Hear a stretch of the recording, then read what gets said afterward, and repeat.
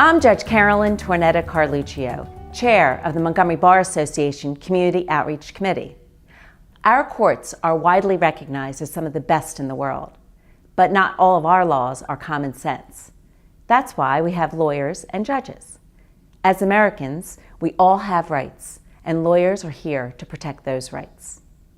In this segment, William Roark and William Roeger from the law firm of Hamburg, Rubin, Mullin, Maxwell, and Lupin are here to help you understand what you need to know about auto insurance. Thank you, Judge Carluccio. Mr. Roeger, I was wondering if you could help explain the difference between limited and full tort. Well, the title of limited tort is somewhat deceptive, so let's break it down.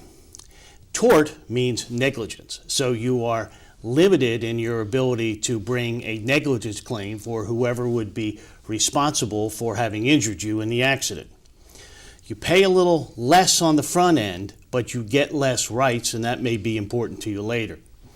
As a consumer, you have to decide whether what you're paying, just the little bit you're paying less, justifies what you're not getting on the back end, especially at a time when you may need those rights to get full compensation for the injuries you would have had in the accident. By opting for or selecting limited tort, you're giving up rights to certain claims, categories of damages. You can still make a claim for your economic damages, basically your out-of-pocket expenses. In most cases, your medical bills will be paid for. There could be some out-of-pockets you might have, but there are whole other classes of damages that you're giving up. One general advice piece that we give our clients is, when in doubt, if you can possibly afford to do so, if the last dollar is necessary, if you can possibly afford to do so, is to select full tort as opposed to limited tort. In all of my years of doing this type of work, I have never had a single client who had elected limited tort decide after the fact that he didn't want to change, so he was better prepared for the next time. Choosing a little, to save a little on the front end, can be very expensive on the back end. Is there anything that the consumer can do to protect themselves if the other driver in an accident doesn't have enough insurance?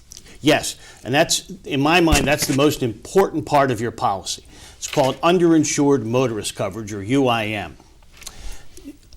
It protects you in case the person, as you just said, doesn't have enough insurance to fully compensate for your losses. You cannot pick how much insurance the person who's going to hurt you had. But you can do so kind of in a backhanded way by selecting underinsured motorist coverage. That covers you if the person doesn't have enough coverage. An example illustrates the point. Let's assume you had $100,000 of losses as a result of your claim, and the person who hurt you only had the minimum of $15,000 that he's required to have. Well, you're $85,000 in the hole. What happens? Well, unless that person has independent assets then that you could reach, you're basically out of luck.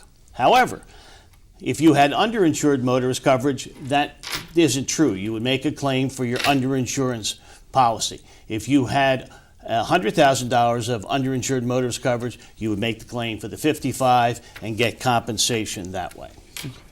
What about if the person involved in the accident doesn't have any insurance? Well, that's a similar concept, and it's called uninsured motorist coverage. First was under, this is un. And it protects you in the same way, the same rules apply, the same kind of dollar examples would apply.